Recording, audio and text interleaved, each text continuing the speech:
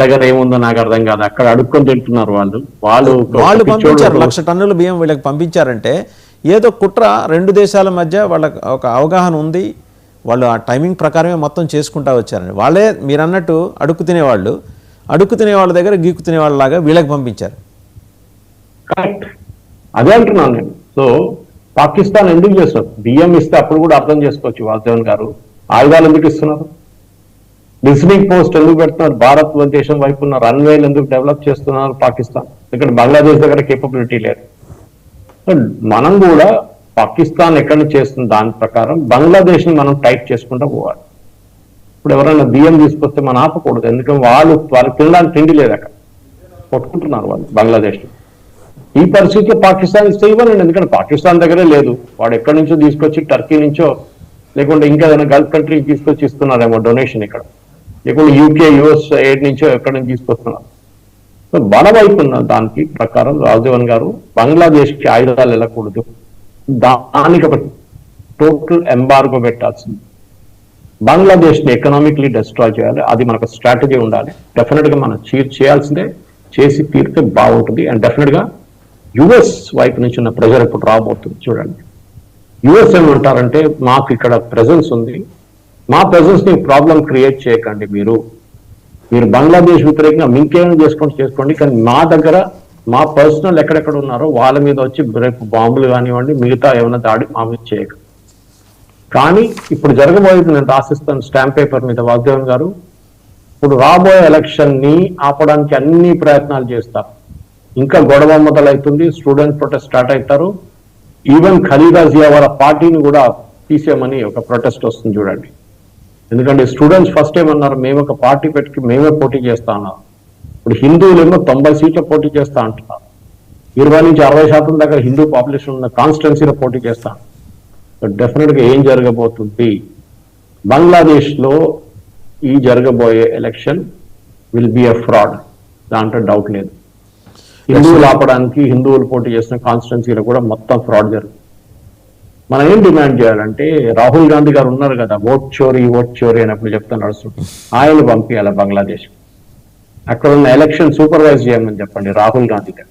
ఎన్నికల పరిశీలకుడుగా రాహుల్ గాంధీ, బంగ్లా ఎన్నికల పరిశీలకుడుగా, అడ్వైజర్ గా లేకుంటే అబ్జర్వర్ గా పంపేయమంటే 2 రోజుల్లో పారిపోయి ఇక్కడికి వచ్చేస్తాడు.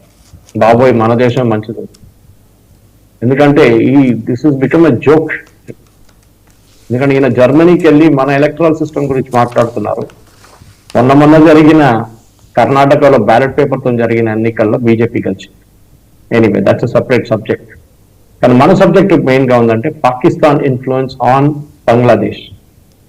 71 కన్నా ముందు 71 లో జరిగిన సరెండర్ పాకిస్తాన్ ఇప్పుడు కూడా వాళ్ళకి నిద్ర రావట్లేదు, రాత్రి ఆలోచిస్తే ఆ picture Jagjit Singh Arora surrender accept చేస్తున్నది జనరల్ నియాజీ దగ్గర నుంచి. 93,000 మంది ప్రిజనర్స్ ఆఫ్ వార్ ని మనం క్యాప్చర్ చేసుకొని వాళ్ళని తర్వాత మొత్తం వాళ్ళ ఏం చెప్తారు, ఇన్సల్ట్ అని చెప్పాను కాదు, వాళ్ళ ప్యాంట్ ఇప్పేసి వాళ్ళ పాకిస్తాన్ పంపించారు. మనం ఇంకా చాలా చేయొచ్చు యాక్చువల్లీ, అప్పుడు చేయాలండి. వీళ్ళందరినీ మన వైపు ఉంచుకొని మాకు రేపు పాకిస్తాన్ ఆక్యుపైడ్ కాశ్మీర్ మాకు ఇచ్చేసేయండి అంటే వాళ్ళు పాకిస్తాన్కి ఇవ్వాల్సి ఉండే. కానీ ఏమో ఇందిరాగాంధీ గారు అది చేయలేదు. బహుశా ఆమె అనుకుని ఉంటుంది, ఇప్పుడు ఎందుకు గొడవ వచ్చేసింది కదా బంగ్లాదేశ్. కానీ ఇంత కష్టపడి మీ జీవితాలు పోయిన తర్వాత, ఇంత డబ్బులు ఇచ్చిన తర్వాత ఇచ్చిన బంగ్లాదేశ్ వాళ్ళకు మన వైపు ఇప్పుడు భస్మాసుర ఎఫెక్ట్ తీసుకొస్తున్నారు, మన తల మీద చేయి పెడుతున్నారు. మనం అది ఎప్పుడు మర్చిపోకూడదు. బంగ్లాదేశ్ చాలా మంది మెడికల్ వీసా మీద భారతదేశం ఇస్తారు. హ్యూమానిటేరియన్ గ్రౌండ్స్ లో ఇండియన్ గవర్నమెంట్ ఎప్పుడు కూడా వీసాలు ఇష్యూ చేయాలి, అది బంద్ చేసి పడేయాలి. ఎందుకంటే వాళ్ళు పెరిగినండి సింగపూర్, వాళ్ళు గల్ఫ్ కంట్రీస్ ఉంది కదా, పెద్ద పెద్ద మెడికల్ ఫెసిలిటీస్ ఉంది. మన దగ్గరికి ఎందుకు వస్తున్నారు? ఇక్కడికి వెళ్ళండి, you be there. Saudi Arabia కానీ, ఇరాన్ కానీ, ఇరాక్ కానీ, Bahrain, Qatar, lot of places అక్కడ వెళ్ళండి. We should stop issuing medical visas to Bangladesh. సరే, హ్యూమానిటేరియన్ కన్సిడరేషన్ లో మనం చెప్తున్నట్ల చిన్న పాప, దానికి ఒక హార్ట్ ప్రాబ్లం, హార్ట్ లో వాల్వ్ ఇష్యూ ఉంది అంటే మనం ఇప్పుడు పోనీయండి ఏం కాదు, వాళ్ళకి వీసా ఇచ్చేద్దామని చెప్పి ఇచ్చేస్తాం. కానీ they are taking us for granted. అందుకోసం దీన్ని ఆపేయాలి. ఒక 2-3 నెలలకి నో మెడికల్ వీసాస్ అని చెప్పి క్యాన్సిల్ చేసి పడేస్తే అప్పుడు బంగ్లాదేశ్ లైన్కి వస్తుంది. సురేష్ గారు, వీటితో పాటు ఒకసారి మనం బార్డర్ దీని గురించి మాట్లాడుకుందాం. మిజోరాం అండ్ అలాగే ఇటు నుంచి వస్తే వెస్ట్ బెంగాల్, బీహార్ అండ్ అస్సాం, ఈ 4 చోట్ల 4 కాప్స్, స్పెషల్ కాప్స్ టీమ్స్ని అయితే భారతదేశం వైపు నుంచి ఏర్పాటు చేశారు. దాదాపు 1,00,000 మంది సైనికులు అక్కడ ఉన్నారు. అంటే మన ప్రిపేర్నెస్ విషయంలో ఎటువంటి ఇబ్బంది లేదు. నాకు కావాల్సింది ఏంటంటే ఆ చికెన్ నెక్, ఆ 22 కిలోమీటర్స్ స్ట్రెచ్ విషయంలో మనం ఏమన్నా తగ్గినట్టు కనిపిస్తున్నామా, లేకపోతే వాళ్ళది ఏమన్నా ఆధిపత్య ధోరణి కనిపిస్తుందా? చైనా ఇన్వాల్వ్మెంట్, చైనా ఒక మాట మనం కనుక చూస్తే, ఐఎస్ఆర్ చూస్తే వాళ్ళు ఎట్టి పరిస్థితుల్లో లాల్ మునీర్ హాడ్ దగ్గర వచ్చి వాడు ఏదో చేయబోతున్నాడు అనేది అర్థమవుతుంది. ఆ అడ్వాంటేజ్ చైనాకు కనుక దక్కితే మనకు సంబంధించిన సమాచారం అంతా వాడి గుప్పెట్లో ఉంటుంది కదా. ఈ చికెన్ స్నేక్ మనం ఎక్కువ టెన్షన్ పట్టక్కర్లేదు వాతావరణం. ఇట్స్ ఒక మిస్నామర్. అది మన వైపు వీళ్ళు ఏమైనా దాడి చేస్తే మనం రిటర్న్ దాడి చేసి చికెన్ నెక్ ఎక్స్పాండ్ చేసుకోవచ్చు. ఆ మూమెంట్ లో మనకి ఇప్పుడు మన మీద దాడి ఏం జరగట్లేదు. ఏం జరిగింది అనుకోండి, వాళ్ళు చికెన్ స్నేక్ నుంచి మన మీద దాడి చేస్తే మనం ఇప్పుడు 22 కిలోమీటర్ని పెంచుకొని 100 కిలోమీటర్ చేసుకుంటాం. ఓకే, ఇంగ్లీష్ లో ఒక సేయింగ్ ఉంది, the winner keeps it all. అంటే గెలిచినోడు అన్ని పెట్టుకుంటాడు వాడి దగ్గర. మనం కూడా రేపు బంగ్లాదేశ్ పైన దాడి చేసి మనది ఇప్పుడున్న 22 కిలోమీటర్లు పెంచుకొని 100 కిలోమీటర్లు చేసుకుని అక్కడే కూర్చుంటాం. మీరు దాడి చేశారు మా మీద ముందు, దానికోసం మేము దాడి చేస్తాం, మేము ఏరియా పట్టుకున్నాం, ఇక ఇవ్వడానికి ప్రసక్తే లేదు, మేము ఇక్కడే కూర్చుంటాం. సో బంగ్లాదేశ్ చైనా వైపు తీసుకొని చైనా హెల్ప్ తీసుకుంటే ఇప్పుడున్న పరిస్థితుల్లో చైనాని యుఎస్ రానియర్ అక్కడ బంగ్లాదేశ్ దగ్గరికి. యుఎస్కి అక్కడ చైనా మీద నిఘా పెట్టడానికి వాళ్ళు బంగ్లాదేశ్ ని వాడుకుంటున్నారు. చైనాలో మలకా స్ట్రేట్స్ నుంచి వెళ్తున్న షిప్స్ కానివ్వండి, అది కాకుండా కొలంబో వైపు నుంచి వెళ్తున్న రీఫ్యూయలింగ్ కి చైనీస్ సైంటిఫిక్ షిప్స్ కూడా అటువైపు తిరుగుతున్నారు సౌత్ చైనా సీ నుంచి. దీన్ని అన్ని ట్రాక్ చేయడానికి వీళ్ళు వాడుకుంటున్నారు వాసుదేవన్ గారు. సో అక్కడ చైనాని ఇప్పుడైతే రానియరు. చైనా పాకిస్తాన్ ఒక యాంగిల్ ఉంది కరెక్ట్, కానీ ఇప్పుడు పాకిస్తాన్ కి చైనా కన్నా ఎక్కువ ప్రేమ యుఎస్ తో ఉంది, అండ్ యుఎస్ కూడా అదే ప్రేమ China Pakistan. So we can keep China out of the equation. కానీ chicken snake is a threat, yes. కానీ ఆ థ్రెట్ జరిగితే మనం ఇది దాడి చేస్తే నేను చెప్పినట్లు 22 మనం 100 కిలోమీటర్ల దాకా పెంచుకోవచ్చు. ఇది నో ప్రాబ్లం రిగార్డింగ్. సురేష్ గారు, అంటే ఒకసారి మీరు చెప్పిన 20 కాకపోతే 100 దాకా వెళ్తాం తెచ్చుకుంటా ఉన్నారు. మనం వదిలేసుకున్నాం ఒకసారి, మీరు లోగడ మనం మాట్లాడుకుంటున్నప్పుడు 70 పాకిస్తాన్ మీద వారు జరిగినప్పుడు లాహోర్ దాకా వెళ్ళి పోన్లే అని వదిలేసి వచ్చాం. ఆ రోజు లాహోర్ క్యాప్చర్ చేసి ఉంటే మన భూభాగంలో ఉండేది కదా లాహోర్. కరెక్ట్, అది చేసిన చాలా మటుకు స్ట్రాటజిక్ మిస్టేక్స్ ఉంది వాళ్ళు. ఇప్పుడున్న పాకిస్తాన్ ఆక్యుపైడ్ కాశ్మీర్ మన కాశ్మీర్ ఉండేది. ఆ రోజు నెహ్రూ 2 రోజులు లేట్ అయ్యి డిసిషన్ తీసుకోవడంతో దాన్ని మన చేతి నుంచి ఎప్పుడు తప్పకపోయిన ఏరియా అది. What is called now Pakistan occupied Kashmir. అది మనది, మన టెరిటరీ. కానీ ఆ రోజు డిసిషన్ తీసుకోలేదు. బలూచిస్తాన్ మన వైపు వచ్చి ఏమన్నారు 47లో, we are not interested to go with Pakistan, మమ్మల్ని భారతదేశంలో చేర్చుకున్నారు. నెహ్రూ గారు ఏమన్నారు, అరే మన కంటిన్యూస్ ల్యాండ్ మాస్ లేదు కదా, మేము మీ దగ్గరికి రావాలంటే మేము సముద్రం నుంచి తిరిగి రావాలి, నాకు అక్కర్లేదన్నారు. ఇదే లద్దాఖ్ లో జరిగింది. లద్దాఖ్ లో నథింగ్ గ్రోస్ దేర్. అక్కడ ఏముంది, అక్కడ నథింగ్, అక్కడ ఏం లేదు, అసలు డెవలప్మెంట్ చేయలేము. దాన్ని పోనీయండి చైనా వాళ్ళకి ఇచ్చేస్తే వచ్చేద్దాం చెప్పేసి హాఫ్ ఆఫ్ లద్దాఖ్ చైనాకి ఇచ్చేసారు. What they now call Aksai Chin, 38,000 square kilometre.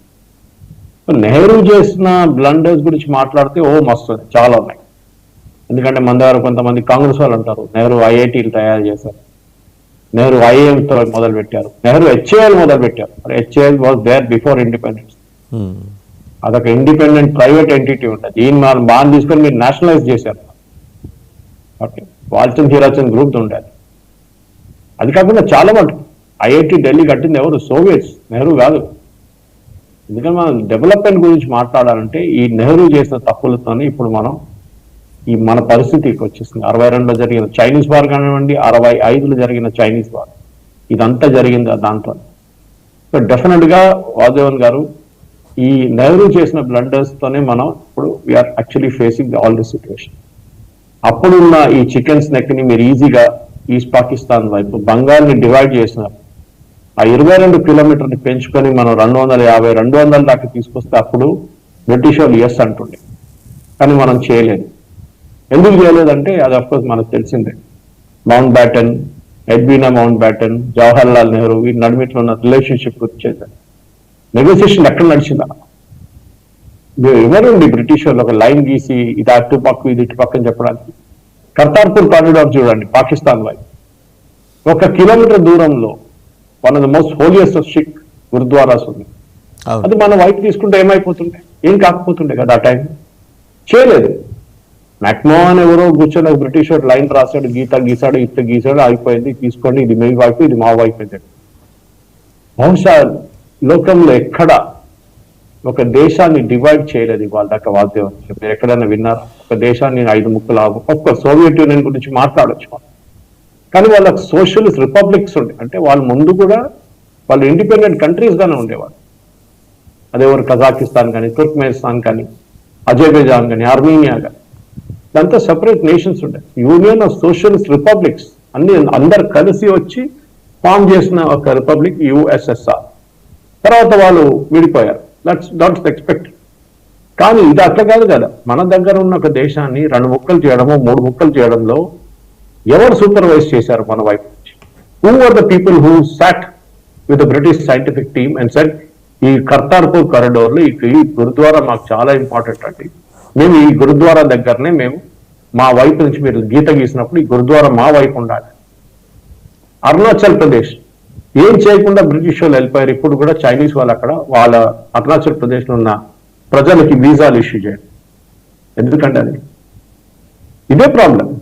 You have left a lot of restriction, అంటే సాల్వ్ చేయకుండా అది అట్లనే ఉండిపోయినండి, ఏం కాదు అని చెప్పిన మనుషుల్లో ఈ నెహ్రూ గవర్నమెంట్ ఫస్ట్, తర్వాత ఇందిరాగాంధీ, ఓకే ఆమె వచ్చిన తర్వాత కూడా చాలా మందికి ఎట్లనే జరిగింది. డెఫినెట్ గా ఈ దాని ప్రకారం అప్పుడు జరిగిన లోపాలతో ఇప్పుడు మనం సఫర్ అవుతున్నాం. నేను చెప్పినట్టు లాహోర్ దాకా వెళ్ళి లాహోర్ నుంచి తిరిగి వచ్చాం. ఇప్పుడు లాహోర్ మన దగ్గర ఉంటుంది. అది ఎప్పుడు మనం మర్చిపో. టాక్టికల్ బ్లండర్స్ నెహ్రూ చాలా చేశారు. అది మన గంట ప్రోగ్రామ్ లో సరిపోదు దాని గురించి మాట్లాడడం, చాలా ఉంది మనం. కానీ ఇప్పుడు కూడా కాంగ్రెస్ వల్ల ఆయన భజన వాడతారు, పండిత్ నెహ్రూ అంటారు. ఆయన ఎక్కడ పండిత్ అయిందో అర్థం కావట్లేదు. ఓకే, యువత కశ్మీరీ, కానీ కశ్మీర్ వాళ్ళ కోసం చేయలేదు. కశ్మీర్ని సపరేట్ ముక్క చేసి సపరేట్ ఇండిపెండెంట్ కంట్రీగా చేసిన మనిషి. దో ప్రధాన్ దో నిషాన్, మీకు గుర్తుంటుంది. 2 జెండాలు, 2 ప్రధానమంత్రులు, భారతదేశానికి ఒక ప్రధానమంత్రి, జమ్మూ కాశ్మీర్కి ఒక ప్రధానమంత్రి. ఇది ఎవరు అంగీకరించారు? జవహర్ లాల్ నెహ్రూ. ఎట్లా అవుతారండి 2 పతాకాలు? How can it be allowed అని చేశారు. ఎందుకు? ఆయనకు ఓట్లు కావాలండి, ముస్లిం ఓట్లు కావాలండి. అటువైపు షేక్ అబ్దుల్లా ఉన్నారు, ఆయన కూడా ఇదేం గేమ్ ఆడుతున్నారు. వీళ్ళందరూ కలిసి ధ్వంసం చేసిన భారతదేశం. కానీ చాలా మటుకు దాని తర్వాత రికవర్ చేయడానికి ట్రై చేశారు, కానీ కాలేదు. ఇవాళ కూడా మన దగ్గర నుంచి అక్సాయ్ చిన్, అది కాకుండా పాకిస్తాన్ ఆక్యుపైడ్ కాశ్మీర్ మన దగ్గర లేదంటే దాని తప్పంతా మోదీ గవర్నమెంట్ కాదు, ఇట్ ఇస్ నెహ్రూ కాదు. సురేష్ గారు, పెంటగాన్ ఈ మధ్య ఒక రిపోర్ట్ ఇచ్చింది. సరే, అది వార్షికంగా ఎవ్రీ ఇయర్ ఇస్తూనే ఉంటుంది. బహుశా ఏంటంటే మైండ్ గేమ్ ఆడటం కోసమో లేకపోతే జస్ట్ ఫీడ్బ్యాక్ తీసుకోవడం కోసమో కొన్ని అబ్జర్వేషన్స్ వాళ్ళు ఏదో సైంటిఫిక్గా ఎలిసిట్ చేసినట్టుగా దాంట్లో మెన్షన్ చేసుకుంటూ వచ్చారు. ఏది J-10 ఫైటర్స్ పాకిస్తాన్కి ఇచ్చింది చైనా, అది పాకిస్తాన్ వచ్చి దాడి చేస్తుంది. సో భారత్ అప్రమత్తంగా ఉండాలి. ఎంతసేపు ఇప్పుడు తనకి అమెరికాకి ఇబ్బంది ఏట, మరి మనకి ఇబ్బందిట. సరే, ఆయన ఇబ్బంది ఏదో ఆయన చూసుకోవచ్చు, ప్రపంచ పోలీస్. మన ఇబ్బంది గురించి ఆయన ఎందుకు అంత బెంగ పెట్టుకున్నాడు సార్? మన దగ్గర ఎయిర్క్రాఫ్ట్ అమ్మాలి కదండి. పాకిస్తాన్ దగ్గర 5th జనరేషన్ ఎయిర్క్రాఫ్ట్ ఉంది, మీ దగ్గర 3.5 రఫాల్ ఉంది. ఇంకా 4th జనరేషన్ కూడా రాలేదు మీ వైపు. మీకు 5th జనరేషన్ కావాలంటే మా దగ్గర రెడీమేడ్ గా F-35 ఉంది. ఒక్కొక్క దానికి $100 మిలియన్. చూడండి, సౌదీ అరేబియా 100 కొనబోతున్నారు. వాళ్ళు ఏం చేస్తారో మనకు కూడా అర్థం కాదు. మన వైపు ఉన్నదేమో రష్యన్ ఎయిర్క్రాఫ్ట్. అది కాకుండా ఇప్పుడు రఫాల్ తీసుకున్నాం మనం. కొత్త రఫాల్ వర్షన్ తీసుకుంటాం, లేకుంటే SU-57కి వెళ్తున్నాం. ఈ మనకి దానికన్నా పెద్ద ప్రాబ్లం ఏంటంటే వాసుదేవన్ గారు, మీరు గుర్తుంటుంది, ఒక 3 వారాల ముందు ఒక చిన్న న్యూస్ లో పాకిస్తాన్ దగ్గర ఉన్న పాత F-16 కి అన్ని అప్గ్రేడ్ ఇస్తున్నారు. అంటే అప్గ్రేడ్, సాఫ్ట్వేర్ అప్గ్రేడ్ కానీ హార్డ్వేర్ అప్గ్రేడ్ కూడా ఇస్తున్నారు. Weapon delivery system. ఇదేమంటారంటే యునైటెడ్ స్టేట్స్ ఈ పాకిస్తాన్ టెర్రరిస్ట్ వ్యతిరేకంగా వాడుకుంటారంట. అడగాల్సింది ఇప్పుడు ఎవరన్నా టెర్రరిస్ట్ పాకిస్తాన్? వాళ్ళే టెర్రరిస్ట్. అదే వాళ్ళే టెర్రరిస్ట్, వాళ్ళ మీద వాళ్ళు బాంబు వేసుకుంటారు. యూనిఫామ్ వేసుకుంటే ఆర్మీ, యూనిఫామ్ తీసేస్తే టెర్రరిస్ట్. అదే అంటున్నారు. సో మాక్సిమం వీళ్ళు ఏం చెప్తారు, తాలిబాన్ వాళ్ళు ఉన్నారు, తాలిబాన్ వాళ్ళే దాడి చేయడానికి. అరే మీ దగ్గర తాలిబాన్ దగ్గర దాడి చేయడానికి మీ దగ్గర J-15 J-17 ఉంది కదా, అది వాడుకోవచ్చు కదా, ఎందుకు మీరు F-16 అప్గ్రేడ్ చేస్తున్నారు? ఎందుకంటే యునైటెడ్ స్టేట్స్ లో పాలసీ ఉంది వాళ్ళ దగ్గర ఉన్న పాపులేషన్ అంటే అమెరికాలో వర్క్ చేస్తున్న వర్కింగ్ పాపులేషన్ కి ఉద్యోగం కావాలి. దానికోసం పాకిస్తాన్ F-16 అప్గ్రేడ్ చేస్తే మినిమం ఒక 500 నుంచి 600 మందికి అక్కడ US లో ఉద్యోగం ఉంటుంది. ఎందుకంటే ఈ అప్గ్రేడ్ చేసిన సిస్టమ్స్ కానివ్వండి, మిసైల్ డెలివరీ పాడ్స్ కానివ్వండి, వాళ్ళ రాడార్ అప్గ్రేడేషన్ కానివ్వండి, ఇదంతా తయారు చేయాలంటే US లో చేయాలి, అక్కడ ఎంప్లాయ్మెంట్ వస్తుంది. అది వీళ్ళ పని అన్నమాట. ఈ అప్గ్రేడేషన్ అనేది it's big strategy of US. కానీ మనం డెఫినెట్ గా మన వైపు నుంచి కూడా మనం మన పని చూసుకోవాలి. మన Su-57 కానివ్వండి, రఫేల్ అడ్వాన్స్ వర్షన్ కానీ ఏం కొంటామని కొనాల్సింది. And that to with in the next 3 to 4 years. ఎందుకంటే మన దగ్గర మన స్క్వాడ్రన్స్ చాలా తక్కువ ఇప్పుడు. మన దగ్గర బహుశా 20 స్క్వాడ్రన్లు ఉండొచ్చు, యాక్టివ్ స్క్వాడ్రన్స్. మనకు కావాల్సిన డబుల్ ఆఫ్ దాట్ 40 కావాలి మనకు. ఒక స్క్వాడ్రన్ లో 14 నుంచి 16 ఎకరాలు. సో వాస్తవంగా ఇదే ప్రాబ్లం.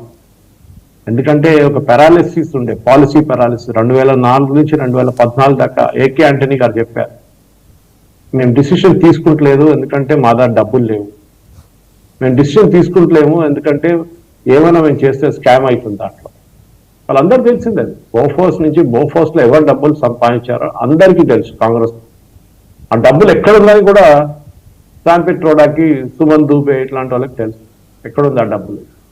ఏ స్విస్ బ్యాంకో ఏ ఇంటర్నేషనల్ బ్యాంక్ లో తీసుకెళ్లి పెట్టుకున్నారు, కాంగ్రెస్ వైపు నుంచి ఎవరు పెట్టారో అది కూడా వాళ్ళకి తెలుసు. సో ఇట్లాంటి డిసిషన్ తీసుకోకుండా పోస్ట్పోన్ చేస్తూ పోయి ఈ పరిస్థితికి వచ్చేసాం మనం. ఇప్పటి నుంచే మనం అప్గ్రేడ్ చేయడం మొదలు పెట్టాం, ఆత్మనిర్భర్ పెట్టాం, బీ స్టార్టెడ్. దాని నడిమిట్లో ఆపరేషన్ సింధూర్ వచ్చింది, వేర్ మన దగ్గర నుంచి బ్రహ్మోస్ కానీ ఆకాష్ కానీ మిగతా సిస్టమ్ చాలా బాగా పనిచేస్తుంది. రష్యా దగ్గర తీసుకునే S-400 కూడా చాలా బాగా పనిచేస్తుంది. So now we are going in for a total reback. మన స్ట్రైక్ ఫోర్స్ కేపబిలిటీ మార్చేస్తున్నాం, మన ఇండియన్ ఎయిర్ ఫోర్స్ కు ఉన్న మ్యాండేట్ మార్చేస్తున్నాం. అది కాకుండా మన వైపు నుంచి ఉన్న ఇండియన్ నేవీని, ఇండియన్ ఓషన్ రీజన్ కానీ మలక్కా స్ట్రైట్ పెట్రోల్ చేయడం, అరేబియన్ సీ కంప్లీట్ పెట్రోల్ చేయడం ఇండియన్ నేవీ చేస్తుంది. చాలా మార్పులు వచ్చినాయి వాసుదేవన్ గారు లాస్ట్ ఆల్మోస్ట్ 11 సంవత్సరాలు. ఆ మార్పుల్లో అనలైజ్ చేసి మీకు తెలిసిపోతుంది చాలా మటుకు భారతదేశం వాళ్ళ సాఫ్ట్ పవర్ ఒకవైపు చూపిస్తే వాళ్ళ హార్డ్ పవర్, మిలిటరీ పవర్ ఇంకో వైపు డెమాన్స్ట్రేట్ చేస్తుంది. సురేష్ కొజెట్ల గారు, అయితే ఇప్పుడు ఆ పెంటగాన్ రిపోర్ట్లో ఇంతగా భారతదేశాన్ని అప్రమత్తం చేస్తూ మీరు జాగ్రత్తగా ఉండాలి, మళ్ళీ మీకు కష్టం వస్తే ఇబ్బంది పడతారు అనే పద్ధతిలో చైనాని మనకి ఒక పెద్ద బూచిలాగా చూపించే ప్రయత్నం చేస్తున్నారు. ఒకే ఒక అంశం సార్, యుఎస్కి దగ్గర ప్రపంచం మొత్తం మీద 800 మిలిటరీ బేస్లు ఉన్నాయి. నావల్ బేస్ కావచ్చు, ఆర్మీ బేస్లు కావచ్చు, ఎయిర్ బేస్లు కావచ్చు.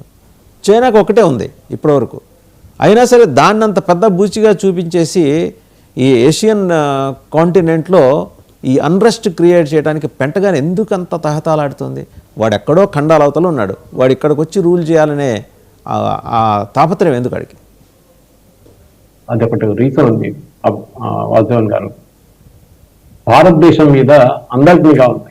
భారతదేశం మీద పాకిస్తాన్ ఒకరే కాదు, చైనా ఒకరే కాదు, యుఎస్ఎస్ఆర్ అంటే ఇప్పుడున్న సోవియట్ యూనియన్, రష్యా, వీళ్ళందరికీ భారతదేశం మీద ఒక ఏం చెప్తారు కన్ను ఉంటుంది వాళ్ళు. మన దేశం ఒకటి 4th largest economy in the world, 2nd largest army in the world. మన సైంటిఫిక్ కానీ మన మెకానికల్ పవర్ మొత్తం లోకంకంతా తెలుసు. ప్రొడక్షన్ వైపు కూడా మ్యానుఫ్యాక్చరింగ్ సెక్టర్ లో రాహుల్ గాంధీ గారు చెప్పక ముందే we have started our manufacturing. ఎందుకంటే వాళ్ళు చేయలేదు Congress. He was mentioning about his production capacity అండి, నాట్ దేశానికి సంబంధించి కాదు ఆయన మాట్లాడింది. ఆయన ప్రొడక్షన్ కెపాసిటీ అందరికీ తెలిసిందే. 95 ఎలక్షన్ ఓడిపోయారు, కానీ ఒక్క ఎలక్షన్ కూడా ఆయన ఓడిపోయిందని నిన్న కూడా చెప్తున్నారు జర్మనీలో. అక్కడ వెళ్ళి మేము హర్యానా ఓడిపోలేదు, మేము గెలిచాం ఎలక్షన్. ఎట్లా గెలుస్తారండి? ఈ పార్టీ వాళ్ళే బిలీవ్ చేయట్లేదు చెప్పింది మాట. మీ పార్టీ వాళ్ళు ఒక్కరు కూడా అది హర్యానా నుంచి దీని గురించి మాట్లాడరు. మీకు దమ్ముంటే కోర్టుకి వెళ్ళొచ్చు కదా. Anyway that's not a problem. ఇక్కడ అది కాదు కదా మన డిస్కషన్. మన డిస్కషన్ పెంటగాన్ కి కానీ మిగతా వాళ్ళకి భారతదేశం మీద ఇంత ఇంట్రెస్ట్ చెందుతుంది. ఆబ్వియస్లీ మన దేశాన్ని ఇప్పుడున్న పరిస్థితుల్లో we have stood up to sanctions very well. నాకు తెలిసిన నవంబర్లో మన ఎక్స్పోర్ట్స్ యుఎస్ కి పెరిగింది. మన ఎక్స్పోర్ట్స్ యూఏఈకి పెరిగింది. మన exports third biggest exporter was China, 90% పెరిగింది ఇయర్ ఆన్ ఇయర్ నవంబర్ తీసుకుంది. వాసుదేవన్ గారు ఇప్పుడు ఎందుకంటే జిస్కి లాఠీ ఉస్కి భైన్స్ అంటారు హిందీలో, ఎవరి దగ్గర కర్ర ఉందో చేతిలో వాడే లోకం రూల్ చేస్తాడు. ఆ పరిస్థితికి వచ్చేసాము. Power is absolute. Week nations ని ఎవరు పట్టించుకోరు. ఓకే, ఎవరు పట్టించుకోరు. చూడండి ఆస్ట్రేలియా, మీరు ఆఫ్రికా చూడండి, ఎవరు పట్టించుకుంటారు? ఆఫ్రికన్ నేషన్ ఎవరు పట్టించుకోరు. మీ దగ్గర దమ్ ఉంటే, మీ దగ్గర న్యూక్లియర్ ఆర్సనల్ ఉంటే అప్పుడు మిమ్మల్ని సీరియస్ గా తీసుకుంటారు. నార్త్ కొరియా చూడండి, వాళ్ళ దగ్గర తినడానికి తిండి లేదు కానీ బాంబులు తయారు చేశారు. వాళ్ళ మీద ఉన్న కోపం యుఎస్ కి, కిమ్ జాంగ్ ఉన్ మీద ఉన్న కోపం అక్కడున్న ప్రజలు తీర్చుకుంటున్నారు యుఎస్. వాళ్ళ మీద శాంక్షన్స్ పెట్టి ఎవరు వస్తున్నారంటే వాళ్ళ ప్రజలు వస్తున్నారు. సో పెంటగన్ కూడా ఏంటో ఇంట్రెస్ట్ అంటే భారతదేశాన్ని ఎంత అన్స్టేబుల్ గా ఉంచుకుంటారో అంత మంచిది అన్నమాట.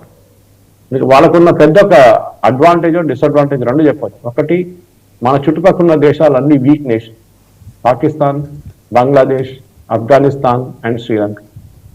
ఇక్కడ కొంచెం డబ్బులు పెట్టి కొంచెం జాసూసీ చేసి కొంచెం అక్కడిక్కడ చిన్న టెర్రరిస్ట్ అటాక్ చేపించేస్తే ఈ దేశాలు వచ్చి వీళ్ళ కాలు మీద పడతారు. అమెరికా అది జరిగింది కదా నైజీరియాలో. నైజీరియన్ గవర్నమెంట్ ఏం చెప్పారు యుఎస్ కి, మేము కంట్రోల్ చేయలేకపోతున్నాం ఈ ఐఎస్ఓల్ని, వాళ్ళే వచ్చి ఈ చర్చిల మీద దాడి చేస్తున్నారు, క్రిస్టియన్స్ చంపుతున్నారు, సో మీరే వేసుకోండి బాంబు, మేము ఏం చేయాలి, మేము చూసుకుంటా కూర్చున్నామని. అదే జరిగింది. అక్కడ వచ్చి యుఎస్ బాంబింగ్ చేసింది కానీ నైజీరియన్ గవర్నమెంట్ ఏం చెప్పలేదు. ఒక్క యాంటీ ఎయిర్క్రాఫ్ట్ గన్ ఫైర్ కూడా రాయలేదు అటువైపు. It's very very deliberate act. అంటే వరల్డ్, మీరు చెప్పిందా ప్రపంచ పోలీస్ ఆయన చేయాల్సింది చేస్తున్నారు, which is basically make America great again. దానికి కావాల్సిన మిలిటరీ పవర్ కానీ, దానికి కావాల్సిన సాఫ్ట్ పవర్ కానీ, దట్ ఇస్ ఇంటర్నేషనల్ డిప్లొమసీ కానీ చాలా బాగా వాడుకుంటున్నట్టు దాంట్లో డౌటే లేదు. మిగతా పాలసీస్ అంతా మనం పక్కన పెడదాం. టారిఫ్ అయితే టోటలీ ఫెయిల్ అయింది. ఇప్పుడు భారతదేశం ప్రపంచానికి వెళ్తున్నారు యుఎస్, మన ఫ్రీ ట్రేడ్ అగ్రిమెంట్. బహుశా దాంట్లో lot of things will come out. Already మనం కెనడాతోని, న్యూజిలాండ్ తోని అందరితో సైన్ చేయించుకున్నాం, సంతకాలు పెట్టుకున్నాం. So in the days to come, Vasudevan గారు, మెయిన్ థింగ్ యుఎస్ కి కావాల్సింది ఏంటంటే భారతదేశాన్ని అన్స్టేబుల్ గా ఉంచుకోవాలి. దానికోసం జార్జ్ సోరోస్ కానీ, ఓపెన్ సొసైటీ ఫౌండేషన్ కానీ, Rahul Gandhi Colombia, Germany, Malaysia లాంటి ట్రిప్స్ అంతా వీళ్ళ యాన్యువల్ జనరల్ బాడీ మీటింగ్ లో మాట్లాడడానికి వెళ్తున్నారు. మొన్న జరిగిన మీటింగ్ లో కూడా జర్మనీలో there was a lady from George Soros foundation. తర్వాత నేను ఒక రిపోర్ట్ చదివితే దాంట్లో వాళ్ళ యాన్యువల్ జనరల్ బాడీ మీటింగ్ అంటారు, ఏజిఎం లో రాహుల్ గాంధీ ఏం చేస్తున్నారండి? ఏదో ఒక ఎన్జిఓ, పెద్ద ఎన్జిఓ వాళ్ళ బోర్డ్ మీటింగ్ లో, వాళ్ళ యాన్యువల్ జనరల్ బాడీ మీటింగ్ లో రాహుల్ గాంధీ వెళ్ళి కూర్చుంటారు. రాహుల్ గాంధీ షేర్ హోల్డర్ అండి, నాకు అర్థం కాదు. ఎందుకంటే only shareholders can attend. అంటే he's got shares in this particular company floated by George Soros. ఇది వాసుదేవన్ గారు రాహుల్ గాంధీ ప్రాబ్లం. అది కాకుండా యుఎస్ ప్రాబ్లం. భారతదేశాన్ని వీక్ గా చూపించడంలో రాహుల్ గాంధీ బయటకు వెళ్ళి చేస్తున్న క్యాంపెయిన్, అది మన దేశంలో ఇంపాక్ట్ లేదు కానీ బయట ఉన్న దేశాల్లో ఇంపాక్ట్ ఉంటుంది. అక్కడ ఉన్న మీడియా దాన్ని పికప్ చేసుకుంటారు, బీబీసీ లాంటి, అల్ జజీరా లాంటి. అది వాళ్ళ స్ట్రాటజీ అన్నమాట. ఫైనల్గా సురేష్ గారు, అంటే ఒక లేటెస్ట్ డెవలప్మెంట్ కనుక చూస్తే, పాకిస్తాన్లో 4-5 ప్రావిన్సులని చేజిక్కించుకోవడంతో పాటు అక్కడ ఈ వైమానిక దళాన్ని ఏర్పాటు చేసుకోవడం కోసం తెహరీక్ ఏ తాలిబాన్ పాకిస్తాన్ టీటీపీ ప్రయత్నాలు చేస్తుంది. వాళ్ళ లీడర్ మకన్ పేరుతోటి సోషల్ మీడియాలో పోస్టులు బాగా తిరుగుతూ ఉన్నాయి పాకిస్తాన్ ఇంకా చుట్టుపక్కల ప్రాంతాల్లో. ప్రావిన్సులు చేర్చుకునే దాకా పరిస్థితి దిగజారిందంటే మరి ఫీల్డ్ మార్షల్ ఏం చేస్తున్నాడు సార్ అక్కడ? ఫీల్డ్ మార్షల్ అంతా ఉంటారు. ఎందుకంటే ఇప్పుడు అక్కడ తవ్వుతున్నారు యుఎస్ వాళ్ళకి అక్కడ ఉన్న రైర్ ఎర్త్స్ కావాలి. ఈయనేమో ఒక డబ్బాలో తీసుకెళ్ళి చూపించారు అక్కడ ట్రంప్ దగ్గర, మా ఏరియాలో ఇది ఉంది, ఈ ఏరియాలో ఇది ఉంది, మీరు తవ్వేసుకోండి, మాకు కొంచెం డబ్బులు ఇచ్చేసేయండి, మేము దాంతో బతుకుతామని చెప్పి. అదే నడుస్తుంది పాకిస్తాన్ వైపు నుంచి. నడుస్తుంది ఏంటంటే బేసిక్లీ అక్కడున్న, ఇక్కడ పాకిస్తాన్లో ఉన్న రేర్ ఎర్త్స్ ని అమ్ముకొని యుఎస్కి ఇచ్చి దాని బదులు వాళ్ళు యుఎస్ నుంచి డబ్బులు తీసుకుంటున్నారు. రెండవది, అక్కడ యుఎస్ తవ్వుతున్న టైంలో భారతదేశం కానీ మిగతా ఏ దేశాలను అక్కడ వెళ్ళి బాంబులేవు. చాలా క్లియర్. వీళ్ళేం చేస్తారంటే రేపటి నుంచి ఈ టెర్రరిస్ట్ గ్రూప్స్ ఉన్నాయి చూడండి, మన ఆపరేషన్ సింధూర్లో బాంబ్ చేసిన ముద్రికే కానీ మిగతా చోట్ల అక్కడ సర్గోడా కానీ ఇక్కడ అన్ని ప్లేసెస్ లో వాళ్ళు యుఎస్ సోల్జర్స్ ని పెట్టుకుంటారు, లేకుంటే కాంట్రాక్టర్స్ అంటారు వాళ్ళు పెట్టుకుంటారు. వాళ్ళు ఉన్న టైం దాకా మనం వాళ్ళ మీద బాంబు వేయలేము రాదు. అది మనకు తెలిసిందే. బికాస్ బిగ్ ఏది మీరు అనేది ఈ క్యాంప్స్ అన్ని డిస్మాంటిల్ చేసాం ఆ ఏరియానా పిఓకేలో? అదే చాలా మటుకు పిఓకేలో, సౌత్ వజీరిస్తాన్ లో, ఖైబర్ పాఖ్తూన్ వాళ్ళంతా యుఎస్ కంప్లీట్ గా రేర్ అర్త్స్ ఆల్రెడీ 3 షిప్పులు పోయినాయి వాళ్ళ దగ్గర నుంచి, పాకిస్తాన్ నుంచి. ఎందుకంటే యుఎస్ కి డెస్పరేట్ గా రేర్ అర్త్స్ కావాలి. ఎక్కడి నుంచి దొరికితే వాళ్ళు తీసుకుంటున్నారు. ఆఫ్రికా నుంచి, ఆఫ్రికా అంటే చైనా దగ్గర, చైనా కానీ ఇవ్వట్లేదు ఇప్పుడు. సో పాకిస్తాన్ నుంచి తవ్వి తీసుకుంటారు. వాళ్ళు చాలా క్లియర్ గా చెప్పారు కూడా, we're gone for an agreement, sign చేసుకున్నాం, మేము రేర్ అర్త్స్ తీసుకుంటాం. పాకిస్తాన్ దగ్గర తవ్వడానికి డబ్బులు లేవు, ప్రాసెస్ చేయడానికి డబ్బులు లేవు. సో యుఎస్ వాళ్ళకి దాని బదులు మిలిటరీ ఎయిర్క్రాఫ్ట్ అప్గ్రేడేషన్ కానీ, ఐఎంఎఫ్ నుంచి రావాల్సిన ఫండ్స్ కానీ అది ఇప్పిస్తున్నారు వాళ్ళు. ఎన్ని రోజులు నడుస్తుందో మనం చెప్పలేం. ఏదో ఒక రోజు రేర్ అర్త్స్ అయిపోతుంది. ఆ రోజు పాకిస్తాన్ ని కరెపాకు పడేస్తున్నట్టు పక్కన పడేసి యుఎస్ వెళ్ళిపోతుంది. అది జరగబోతుంది అదే. ఇది చాలా అస్టానిషింగ్ పాయింట్ చివరిలో మీరు చెప్పింది. ఈ ఇంతకుముందు ఉన్న క్యాంప్స్ని టెర్రరిస్ట్ క్యాంప్స్ని డిస్మాంటిల్ చేసిన చోట యుఎస్ డిప్లాయ్మెంట్ ఉండటం అనేది, అంటే అప్పుడు ఉంటే వాళ్ళ మీద మనం ఏమి యాక్షన్కి వెళ్ళామని పాకిస్తాన్ ఆలోచన అయి ఉండొచ్చు. బట్ అది ఎన్నాళ్ళు ఉంచుతారు అక్కడ వాళ్ళని? అది చెప్పాను కదా వాసుదేవన్ గారు, ఇరాన్ మీద నిఘా పెట్టుకోవచ్చు. యుఎస్ కి 2 స్ట్రాటజీస్ ఉన్నాయి. ఒకటి తాలిబాన్ వైపు, ఎందుకంటే వాళ్ళు బాగారం ఎయిర్ ఫోర్స్ బేస్ అడిగారు చూడండి, ఎందుకంటే చైనా వైపు కొంచెం నిఘా పెట్టుకోవడం, అది వాళ్ళకి దొరకలేదు. Iran is the next threatening. Iran మీద ఉన్న ఒక కన్ను పెట్టుకోవాలంటే వాళ్ళు డెఫినెట్ గా పాకిస్తాన్ యూజ్ చేసుకుంటారు, ఎస్పెషల్లీ బలూచిస్తాన్ ఏరియా. దానికోసం చూడండి, బలూచ్ మీద దాడి చేయడం పాకిస్తాన్ దీనికంటే ముందు ఎప్పుడు చేయలేదు, ఇప్పుడు సడన్ గా మొదలు పెట్టారు. ఎందుకంటే వాళ్ళకి చైనీస్ వాళ్ళని కిడ్నాప్ చేశారు, కొంతమంది చంపేశారు, అప్పుడు ఏం అనలేదు పాకిస్తాన్. కానీ అదొక్క ఇన్సిడెంట్ జరిగింది అనుకోండి, రేపు ఒక్క యుఎస్ సోల్జర్, యుఎస్ కాంట్రాక్టర్ చనిపోతే పెద్ద ఇష్యూ అయిపోతుంది అది వాళ్ళకి. US back home it's going to be a political disaster president Trump. So దాన్ని అడ్డుకోవడానికి చేస్తున్నారు వీళ్ళు. సో పాకిస్తాన్ ఏం ఫ్రీ హ్యాండ్ ఇచ్చేసారు, మీరు బలూచిస్, తెహరీక్ తాలిబాన్ వీళ్ళు ఎవరు ఉన్నారో వాళ్ళందరి మీద బాంబులు వేసేసేయండి, మేము కన్ను మూసుకుంటాం, మాకేం చూడలేదు, మేము చెప్పలేదు కథ. అదే నడుస్తుంది. ఎందుకంటే యుఎస్ కి సేఫ్ గా ఉండాలంటే పాకిస్తాన్ లో వీళ్ళు ఉండకూడదు. వీళ్ళు ఉంటే అది పెద్ద ప్రాబ్లం కాబట్టి. రైట్ సురేష్ గారు, థ్యాంక్ యూ వెరీ మచ్.